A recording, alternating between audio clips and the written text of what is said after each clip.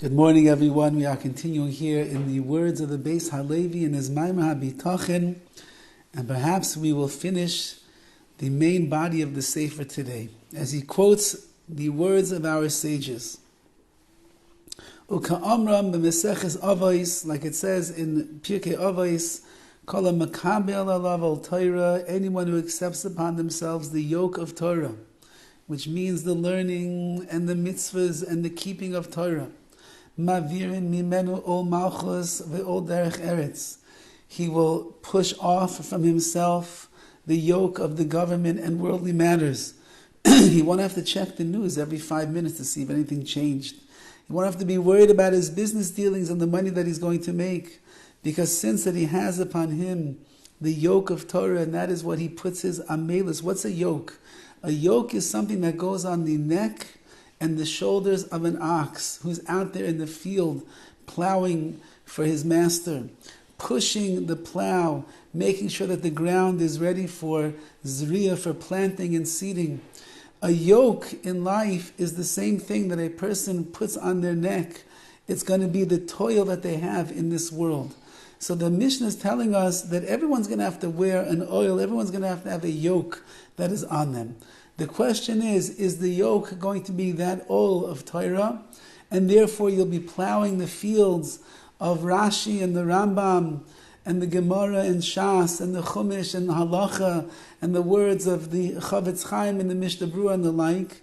Will it be a yoke in which you are plowing the fields of the mitzvahs, for example, the great Yom Tov of Pesach, which is coming up, the eating of the matzahs, the reclining to the side, enjoying the Seder with family and with friends? Is that the yoke that you're going to be wearing, which itself is the most liberating yoke that a person could probably have upon them, because through the hard work and through the amelus that a person puts in, it brings them closer and closer to Hashem?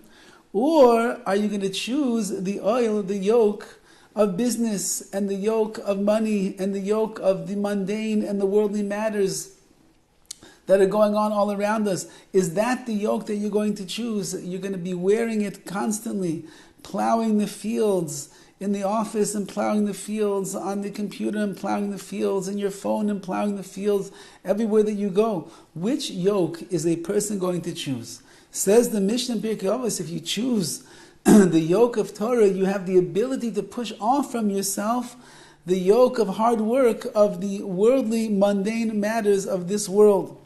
And therefore, says the Beis Halevi, Uka'amram, it says further, Ani omel u'makabel schar. The Gemara says that the sages said the following statement, Ani omel u'makabel schar, I work hard, I toil and I get reward. Vehem amelim ve'ena mekablim schar, and they, the rest of the world who is searching for honor and for money and fortune and fame, they work hard and they don't receive any reward.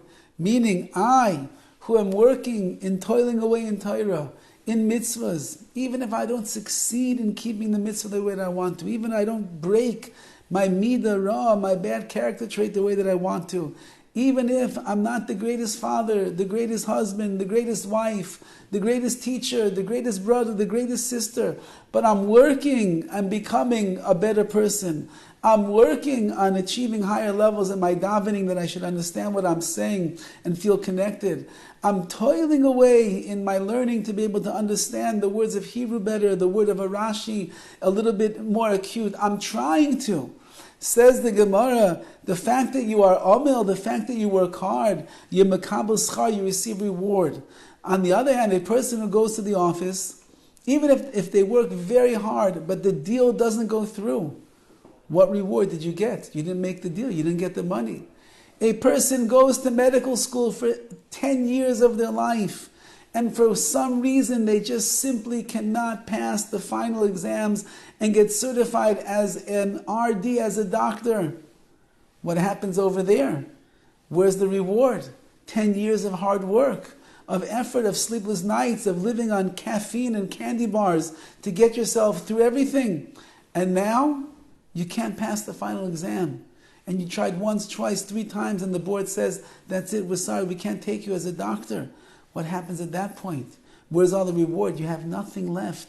You have to go find yourself a new job. You'll become a waiter in a restaurant. But a Jew who puts in their effort and they work hard from Yiddishkeit, whether we accomplish or we don't accomplish, whether we reach the apex of our avodas Hashem or we don't, as long as we are toiling and trying hard, or mekabel schar, we receive the reward.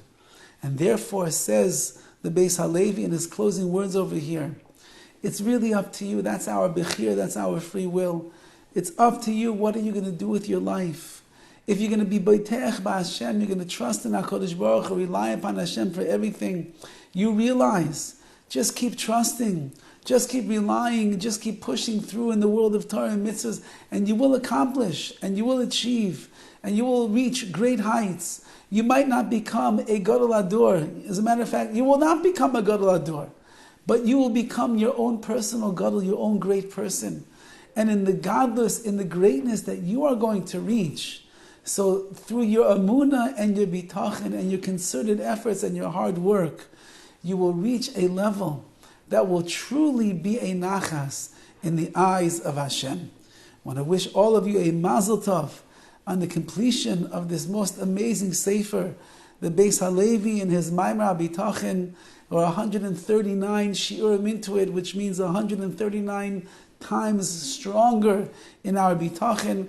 But do not despair, we are not done yet with our study of bitachon. In the sefer, he brings down what we're going to discuss next week, psukim of bitachon, verses that are found throughout Tanakh that deal with the message of bitachon, that when a person will think about them, they'll be able to meditate upon them and strengthen themselves deeper and deeper in the midah, in the trait of bitachon, of relying in Hashem. All the best. This is just an addendum to the concluding words in the Beis Halevi in his Maimar HaBitachon.